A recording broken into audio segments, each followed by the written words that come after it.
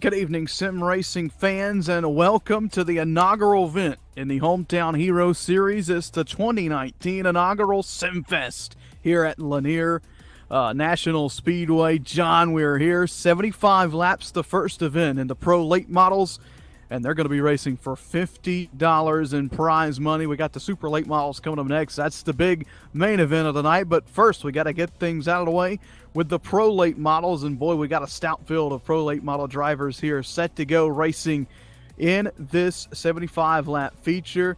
A short distance here around Lanier, John. It's only 4/10 of a mile, so these guys got to get up on the wheel. They got to do it in a hurry, but they also got to be patient here, John. 75 laps, plenty of time to get in the rhythm here at Lanier, but also you got to get in that rhythm. You got to get in it fast.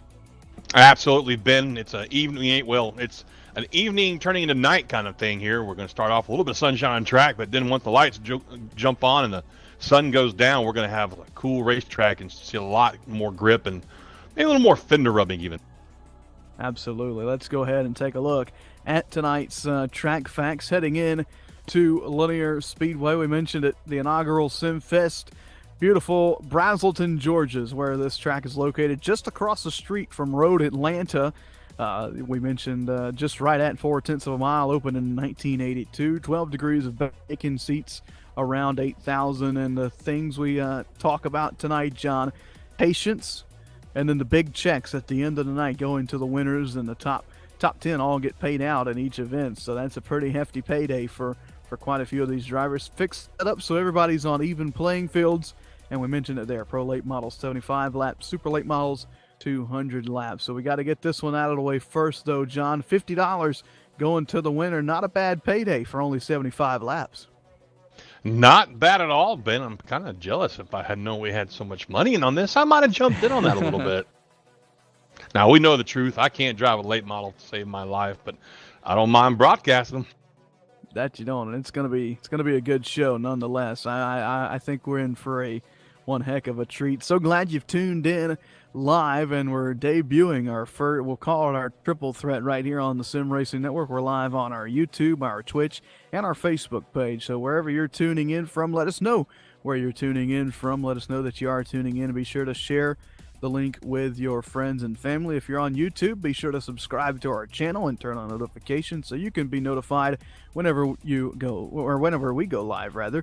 And if you're on our Facebook page, be sure to give us a like so you can stay up to date with all the latest happenings here at the Sim Racing Network. Little bit of background on the Hometown Hero Series, John. We remember the tremendous success we had at the Snowball Showdown, where we had a lot of racers come to us and say, "Hey, will you please just give us short track guys some more events throughout the season that mimic the real world things?" And we listened, and the Hometown Heroes series was formed with the help of Sim 500, Joey Jatine, and all the guys over there. You'll see some of those guys racing a little bit later tonight in the Super Late Models, but big help from Sim 500. You can find them at sim500.com if you're into the NASCAR stuff. Get joined in the NASCAR leagues over on sim500.com. You can find out more information on the Hometown Hero Series by visiting thesimracingNetwork.com/hometown. And real quick, before we get the green flag dropped, our next race, John, at Irwindale Speedway,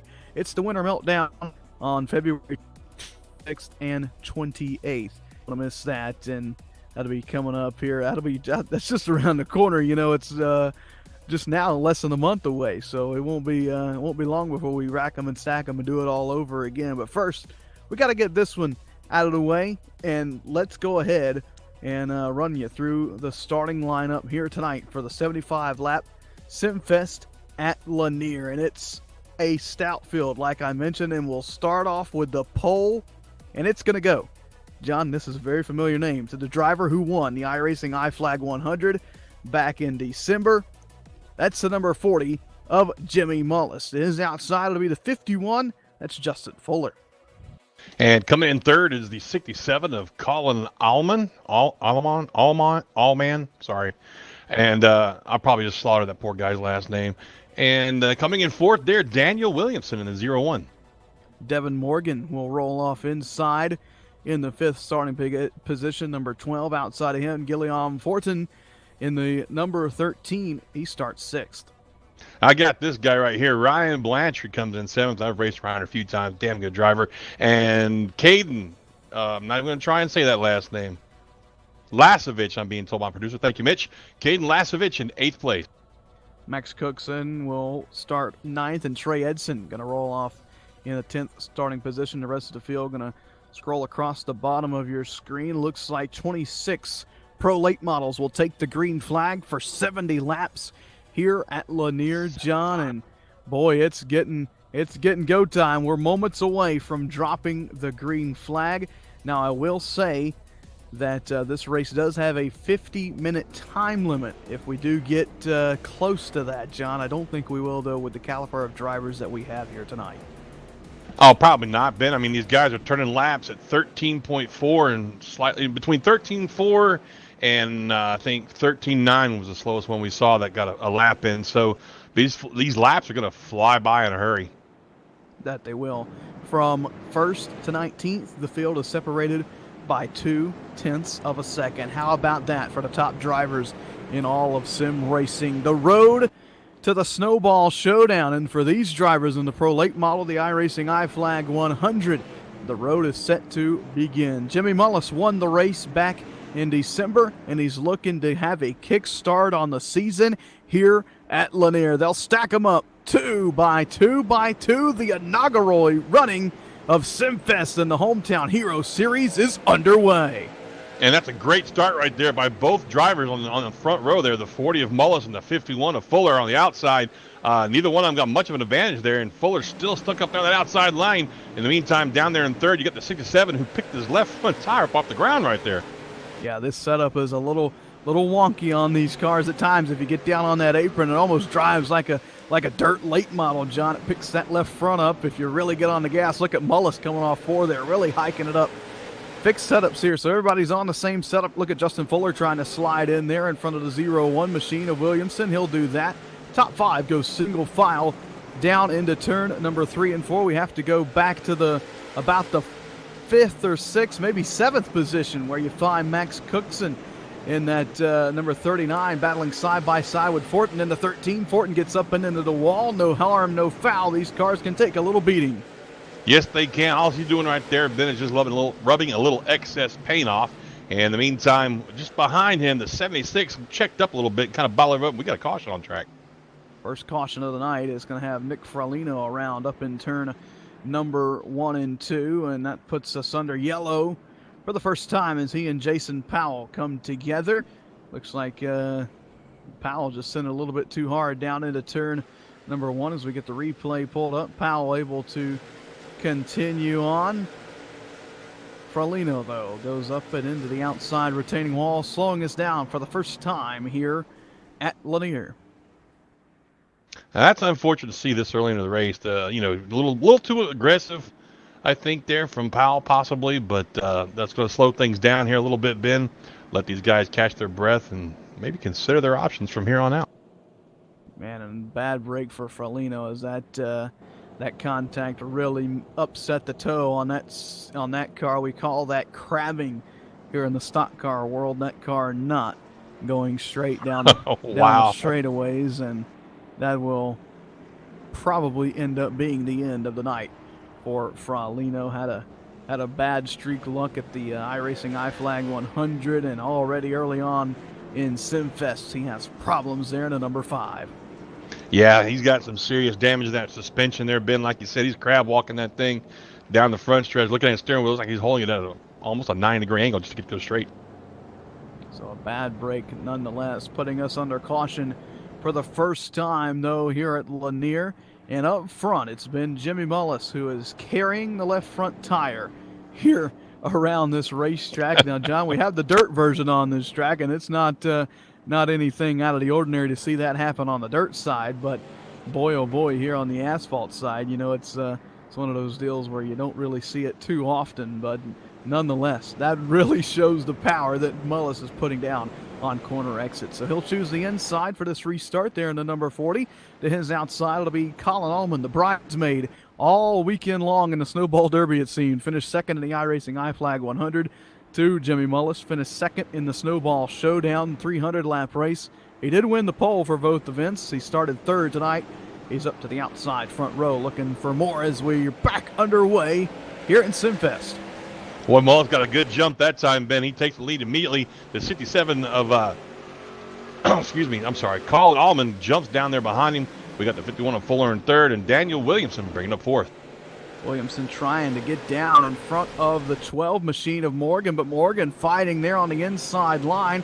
That'll be a battle for the fourth position. Morgan trying to maybe get to the inside and make up another position here early on in this race before the tires start to go away. We work lap number 12 of 75, now 13 of 75 here at Lanier, and that battle for fourth is still ongoing. They're side by side, and John, this is a product you'll see in these cars all race long. They're not as fast and wild as the super late models, but they put on a great show. Absolutely. Back there behind them, the 10 car of Ryan Blanchard. He's already tagged the wall a couple of times and lost a lot of momentum in doing so. He kind of bottled it. Oh, we got a car out of shape, but he saves it. We stay green. That was the 91 of Dylan Bates getting all out of shape at the back of the field there, and he gets it straightened back out and back in line and up front. We're going to go back to that battle for fourth, still ongoing, and looks like Morgan finally going to clear that 0-1. Now the 0-1 of Williamson is going to get hung out to dry by Cookson, it looks. No, Cookson couldn't get it turned off of turn number 4, pushed up a little bit, and that allows Williamson to get back in line, but he'll do so in the fifth position versus where he was in the fourth. And up front, look at Colin Allman all over the rear bumper of Jimmy Mullis, and they've got a little bit of lap traffic coming up. He goes to the inside. Allman looks to show a bumper down into turn number 3. He is pushing that 67 all over the place right there, trying to get past Mullis. He's got a little bit of a nose down there on the inside, but I don't know if he's going to be able to make it stick there coming through 1 and 2. Mullis, to my surprise, gave him some room there, John, and Jimmy Mullis may end up losing the lead to Colin Allman. He led that lap by a couple thousandths of a second. Allman trying to take the lead, though, down low. They'll race side by side for the lead in the Pro Late Model portion here at Simfest, closing in on the 1/3 mark of this race. Mullis fighting back on the outside, not giving it up easy. Allman leads his first lap of the night by only 1/1000th of a second. Mullis continuing to battle side by side. That is an impressive job Mullis is doing on that outside lane there, Ben. That's not easy to do, keeping neck and neck like that with the guy on the inside lane, especially here at Lanier Speedway where it's such a short track. I mean, you're pretty much constantly turning left right here, and we saw a little bit of sparks off that 40 car, which means he probably just tickled that wall a little bit there, Ben. That he did, and he'll lead that lap again. Making the outside work is the number 40 here at Lanier. Early on, they're side by side, continuing to battle up front for the lead. They almost make contact off turn 4. How about this, fans? For short track racing at its best, the inaugural running in the Hometown Hero Series, the inaugural event here at Lanier, and these guys are putting on a show for the ages. Mullis is still making those on-track engineering adjustments, as we like to call them. He's just tickling that wall a little bit. It's not really much of a contact there. It's just enough to make some sparks. And with the light as low as it is, those sparks really stand out. But I tell you what, this is an impressive show that Mullis is putting on out there. He gets the lead again, hanging on to it on the outside there. This is not something you see very often, and I think he's actually going to pull the advantage here, Ben. Wow, oh wow, he didn't quite clear the 67 down into 3, but it looks like he may have the run off of turn 4, but Allman still fighting back on the inside. Two of the best in the business going at it early on. Allman finally going to give that position up for now. He has to regroup himself as Mullis regains the lead on the front straightaway. Allman right back to the rear bumper, though. He almost applied it down in turn number 1 and 2. What a dog fight we've got up front. Another bump from Allman to the 40. Some great racing for the lead at Lanier. I'll tell you what, we got a little, I don't know if our fans that are watching can see this, Ben, but we've already got some rotor glow showing there on the front brakes of these two drivers up front. They were really getting down in those corners hard and giving a lot of brake to get that car turned to the left there. And I'll tell you what, that's what makes, that to me is one of my favorite parts of short track racing, is watching these rotors start to glow after a few laps. Absolutely, and they are glowing for sure on these first two. They are the hardest driving drivers on a racetrack right now, although I'll give the 51 of Fuller some credit, as do the the 12 of Morgan there. They were able to reel the 2 leaders in whilst they were side by side, and we've kind of got a 4-car train up front for the lead. You still have Williamson back there in 5th. He's dropped back a couple of car lengths off the bumper, though, of Morgan. Back in 6th, you have Gillian Fortin in the 13. Trey Edson there in the 4, and the second caution of the night will fly as we've got a pile-up down in turn number 1 and 2. Oh, yeah, we got 3 cars, it looks like, involved in this one. The 32, the 28, and I can't see the number on that 3rd car up there. So it looks like Lapsevich in the 32, the 28, that's Lamont, and the 9 of Marcus Fruchtenick, all involved as we get the replay pulled up. And, John, that's just a product of about 3 cars trying to fit in 1 car's position. Yeah, that's unfortunate right there. That 28 already had some substantial nose damage on his car. Like, he probably got into a couple of cars a couple of times there already. And they're going to all have some significant damage, but that 22 is definitely polluting the air back there. So he's probably going to have to park that car here tonight, it looks like, Ben. Yeah, so bad break there for some of those drivers. Nonetheless, though, it's a good battle up front for the lead. A good battle is an understatement, John. These guys are going it was a great to battle. war. Now, if I'm Jimmy Mullis, John, on this restart, what do? Do you choose the outside? You know you can hold off to 67, or do you risk starting on the inside, giving Allman the lead or the outside? But if he times the restart right, John, then Allman could be in prime position to maybe take the lead from the outside, just like Mullis did. Decisions, Ben. It's I wouldn't even know where or how to decide this because you just brought up some outstanding points. But another thing to keep in mind now, we're on 35 lap old tires as well.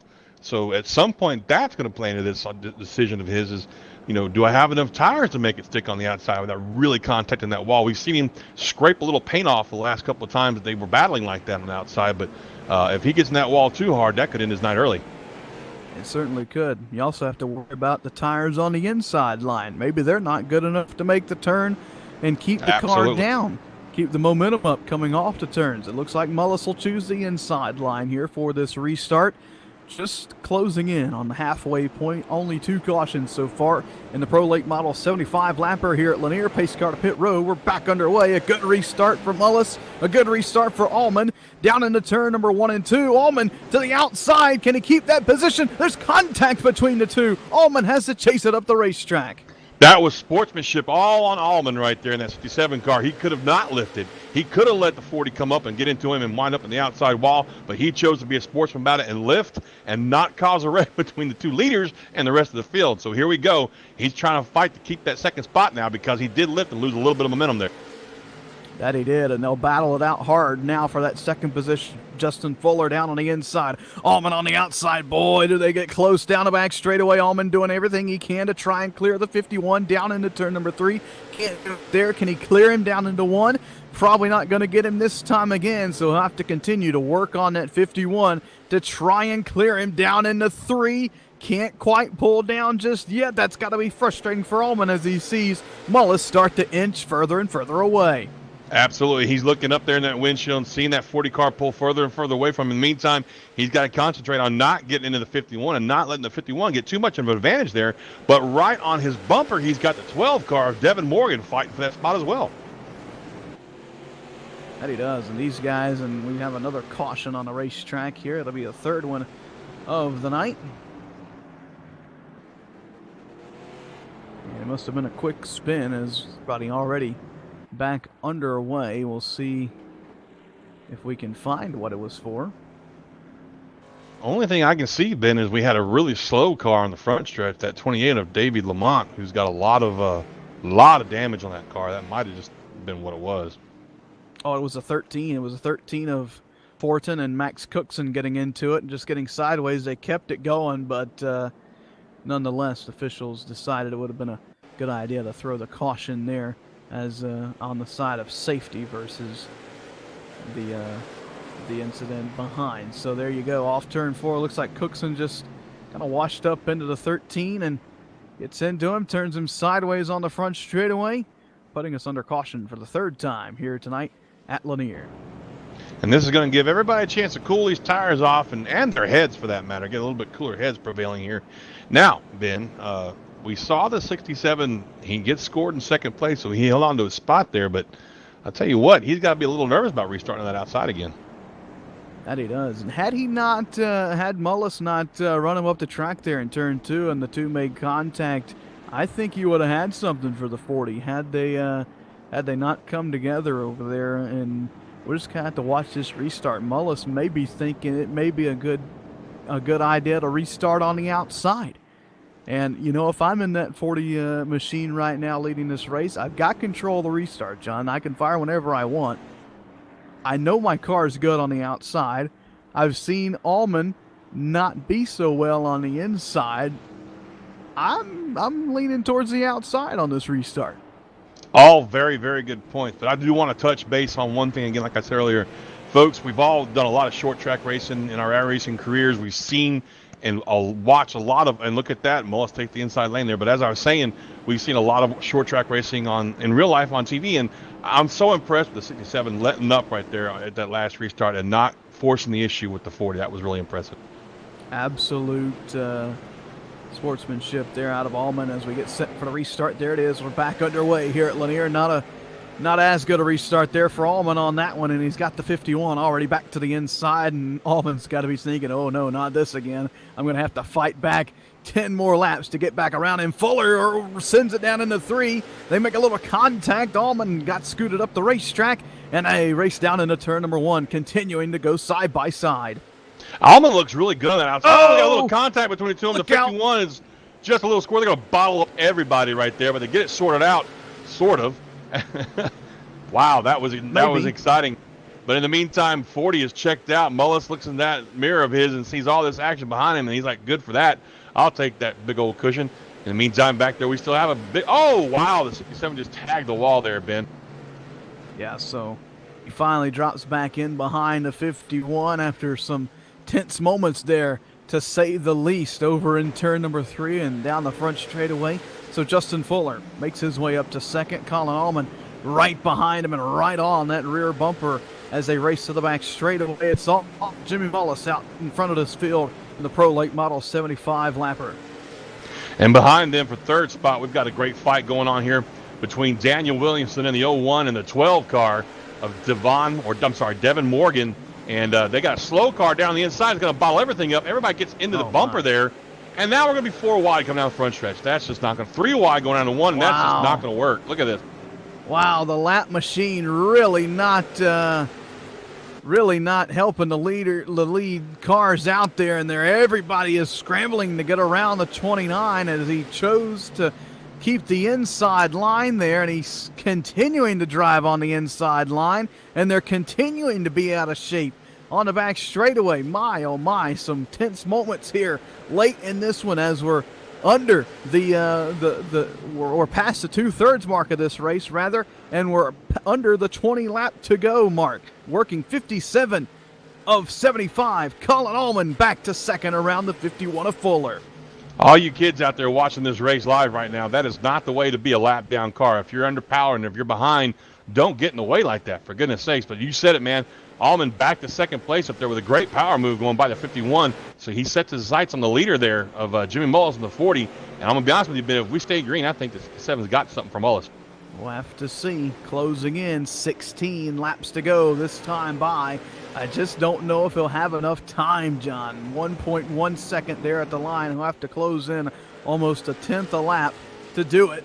It's definitely possible, especially with the help of some lap traffic if they run into it. But nonetheless, Mullis is liking where he's sitting right now. I was just going to comment on that, though. Mullis is approaching at least 1 lap car. And we got a caution. Oh, now that changes everything. That it does, and it looks like the 76 of Lapcevich, Caden Lapcevich, gonna go around. And it looked like, wow, he was just an innocent bystander. There's the 70 of Canova. Bounced into the wall on the outside of him and came across the racetrack and into him. And then he came up in front of another car and got even more damage. Poor guy. He killed that cone, Ben. You see how high that green cone went? Yeah, my oh my. Well, that's unfortunate for Mullis in that 40. He didn't want to see this caution, especially with so few laps left in the race. We're probably going to go green with about 10 to go, maybe 11 to go. He definitely did not want to see this caution. That he didn't, John. Let's pause 10 seconds for station identification. You're watching Simfest on the Sim Racing Network.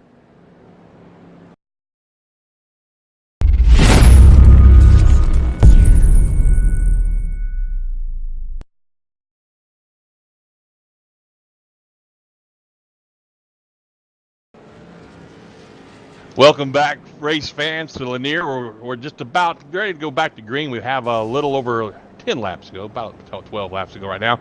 Our top five right now is Jimmy Mullis in the 40 in first, Colin Allman in the 67 bringing in second place, Justin Fuller in third, Daniel Williams in fourth, and Cole Cabe in the 16 car in fifth place. And I tell you what, it's about to get exciting, folks. Lights are still on the pace car, so we're not quite doubled up yet. Well, let me break it down for you. Is Ben back? Ben's back. How you doing there, Ben? I'm doing good. We had to take a quick break there to chat on race control, but man, oh man, John, this race has just been phenomenal. We still have 20 drivers on the lead lap. 26 took the green flag. 20 still on the lead lap after 65 of 70 are complete. 10 to go right there. It'll be 9 when we get the green flag. And boy, after seeing this race, John, anything is possible. Let me guess, you were going down there to give him a pep talk. Yeah, pep talk. We'll stick with that. Well, here we go, brother. Call this race. Here we go. 9 laps to go in the Pro Late Model portion at Simfest. The green flag back in the air. We're back underway. A good restart for the 67. He sends it in on the outside of Jimmy Mullis, and we've got a battle for the lead to the back straightaway. I told you the 67 car of Allman has something for Mullis. I haven't seen anybody lately that's been able to keep a Mullis like that. Mullis is going to pull the lead a little bit of advantage there going back down to 1 and 2, but right there on his bumper is a 67 car, Ben, and he is not taking any prisoners. Oh, Allman got a bumper on him down into 3, and they'll race side by side up front again. Mullis trying to fight back on the outside. They're still door to door as they race down into 1 and 2. The lights begin to flash on. We're heading into darkness and heading closer to the checkered flag here in the Pro Late Model portion at Simfest, and the caution flies once again as Trey Edson in the 4, one of those around on the back straightaway. That is really, really unfortunate right there. I'm hoping we get to go back to green, but I'm not sure we will. But I tell you what, that is not something that Allman wanted to see, I don't think, Ben. He's got a really strong car out there, and I think he's got something for Mullis if they can just get the green flags going. Absolutely, but with the way this race is shaping up now, John, we'll be lucky to go back to green, and we'll be lucky to have a couple of green flag laps. And I just don't know if Allman's going to be able to do anything with that 40 if we have a green-white checkered or so here. I do believe we will go green. It's just a matter of how many laps we'll have in the final restart. Yeah, I agree with you there. And here's another thing. I mean, we've seen the 67 already a couple of times tonight cut the 40 some slack, not causing an accident between them. But I don't know, man. I mean, I'm not trying to belittle anybody, but I'm in that 67 car, and we're going to go green-white checkered, and that's my only chance to get a win is maybe use that bumper a little bit. I'm going to do it, and I don't want to wreck the guy on, or whatever. I just want to rattle his cage.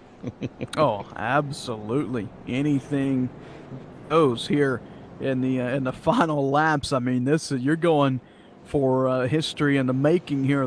The inaugural event in the Hometown Hero Series. John, this series is paying out nearly $10,000 over the course of 2019. It's like no other in any form of online competition for these short track guys. So these guys are going to go for broke. They want their name at the top of the list when we head to our next event, and when we head to all the events in the 2019 season. Lights still on atop the iRacing.com Ford Mustang pace car. They'll have to go off now here for nope, still on. They'll have to go out here at the line. I'm sorry, they are off, John. Yes, they are. I was getting confused there. So we're going to have a 1-lap shootout to settle this thing. So strap those belts really tight on that office chair as we get set to go back racing. Green flag back in the air. A good restart for Allman on the outside, and a race down into turn number 1. Side by side they go. Will Mullis give him the room off of turn number 2? Half a lap left at Lanier in the Pro Late Model portion at Simfest. Off turn number 4, Jimmy Mullis wins it in a photo finish. My gosh, that was a great run by the 67 on the outside. Very clean, very gentlemanlike. That was so impressive. Great finish. Really great finish there. That it was. We'll talk to Jimmy Mullis, Colin Allman, and Justin Fuller. That's the top three. We'll talk to all of them right after this. You watch the Pro Late Model portion here at Simfest on the Sim Racing Network.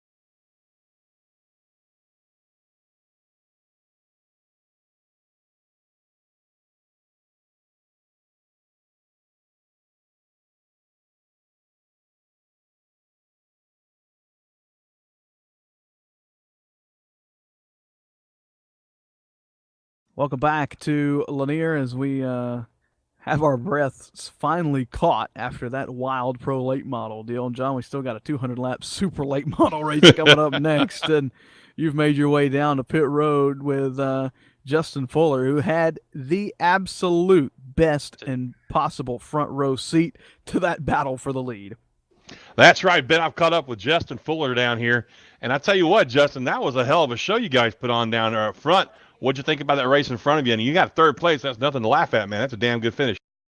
Yeah, we were just riding, biding our time there. We had that nice long run at the beginning, and I was just trying to save my tires. I think I might have saved them a little bit too much. I let Colin and Jimmy get out there a little bit ahead of me, and the little pack behind us actually caught up. So I had to go again. I think I had to burn, and I burned my stuff up a little bit too much in that run. And we just had a rash of cautions at the end, so tire saving didn't really matter. It was all about track position and just having a really good restart. And to be honest, I don't think I had really good restarts. I allowed Colin to get a hole almost every time. But all in all, it was a great race up front. Everybody was clean. Colin and I had a really big moment. I didn't turn into the corner as early as I should have. I don't know if you guys caught that on the broadcast, but we did. Everybody did a pretty good job giving us room, letting us save it and get back going again. And it was a fun Yeah. race. Yeah, we saw it, and we definitely commented on it. It was spectacular driving that all of y'all did to not wad it all up and cause such a huge accident. Do you have anybody you want to thank for your run tonight? Yeah, I want to thank the Sim Racing Network for putting this series together. This is a really cool idea. It's really fun, and I can't wait to continue racing on it throughout the year. I want to thank Sim 500. I want to thank Trey Edson, my teammates in this race. Everybody at Aftermath Motorsports, you guys doing a good job on the broadcast. Everybody that raced, that put it together a good race, and looking forward to the super late model race coming up next. Well, thank you very much for your time, Justin. Justin Fuller finishes third tonight, folks. Put on one hell of a show for the fans out there.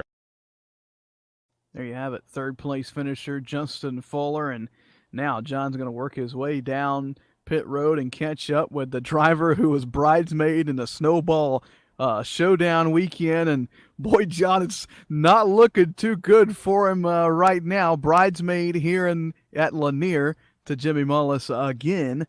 But I'm sure he'll be looking forward to jump one more spot ahead in the Super Late Model Show coming up next. What's he got to say, though, about that fierce and very exciting battle in this one? That's right, Ben. I have caught up with Colin, and I'm a pop a beer for him because I know he needs one right now.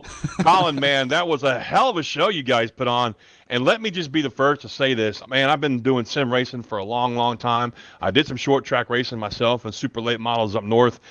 I've very rarely seen somebody show the patience and sportsmanship you did tonight. There was a couple of times when you didn't have to lift and let the 40 gather himself up, and you didn't have to lift and let him wash up in front of you like that, but you did. And man, I just want to say that was impressive, and congratulations on the second place run.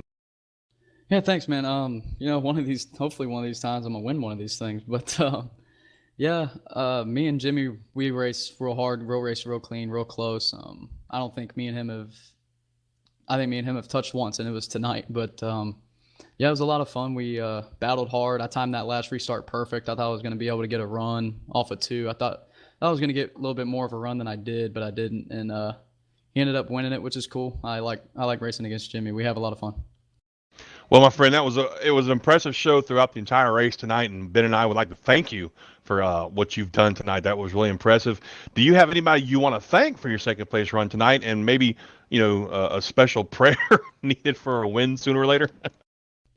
Yeah, I got to thank Sim Marketing Solutions first. They helped me get into the racing this week and tonight, and they helped me out with other series as well. So I got to thank them. Shout out Newberry baseball team. I sent the link to all my teammates, and some of them are watching, so I got to just shout out to them too. Well, there you have it, folks. Colin Allman coming home second again. This ain't the first time we've seen him run like that, but I'm sure we'll see him in victory lane pretty soon there. Colin, thank you for your time. I am going to throw it over to Ben Kilcrease, who I think has made his way down to victory lane for the Old Schools Graphics and Designs victory lane interview. That I have fresh off a victory back in December in the iRacing iFlag 100. He had a heartbreak moment in the Snowball Showdown, but here in 2019 he starts the season off and starts it off in pretty spectacular fashion, winning in one of the greatest duels we've seen in quite some time here on the Sim Racing Network. Jimmy Mullis, 55 one-thousandths of a second is how much you beat Colin Allman by tonight. Yeah, it's pretty incredible, man. I don't know. Colin, he just never ceases to amaze me with just how clean he can race somebody. There was a lot of times tonight that he could have moved me or, gave me a door when I was pinching him real hard or, whatever it may be, but he continued to race me clean, and that's how he's always been, and that's a big reason why I just have so much respect for Colin. There's not many guys like that on here that, will actually battle you clean on these short tracks, and Colin continues to prove that, you don't got to run over somebody to run good. Absolutely, and a lot of respect for both you guys, everybody in the top 3, top 5. Just a spectacular driving from all you guys. Jimmy, as we head into the super late model event, you feeling comfortable for that one as well? I'm not really too sure. I haven't ran any practice laps in a couple days, so we'll see. But the super is usually the one I'm more comfortable in, so I guess that's a good note to take going into tonight. We'll just have to see. Gonna give it my all. There you go, going for 2 for 2 on the night. Who do you want to thank for putting you in victory lane here in the first one? Of course, got to thank JDR Graphics for all he does. Also got to give a shout out to you guys for not only putting this whole entire series on, but putting the broadcast together and everything you guys do behind the scenes. I know a lot of us really appreciate it. We appreciate you guys for being a part of it as well. Jimmy Mullis, victorious in the Pro Late Model portion here at Simfest. And John, we're going to shut down the broadcast for a little bit. We'll take a quick break, take an intermission here on the Sim Racing Network. But man, oh man, real quick though, before we close off here in the Pro Late Model portion, if the next race is like this, John, 200 laps of it now, I'm not going to have a voice. I'm saying, brother, I don't know if I have enough room to get to this next race. Man, oh man, you witnessed a good one right here on the Sim Racing Network. The main event, though, is yet to come. 200 laps in the Super Late Model competition, $125 on the line, and boy, oh boy, a stout full field getting set to try and qualify their way into the inaugural 2019 Simfest. That's coming up in just a little bit right here on the Sim Racing Network. But for now, and for John Mushton and Mitch Rollo, I am Ben Kilcrease saying we'll see you in just a couple minutes right here on the Sim Racing Network. Y'all come back now. You hear?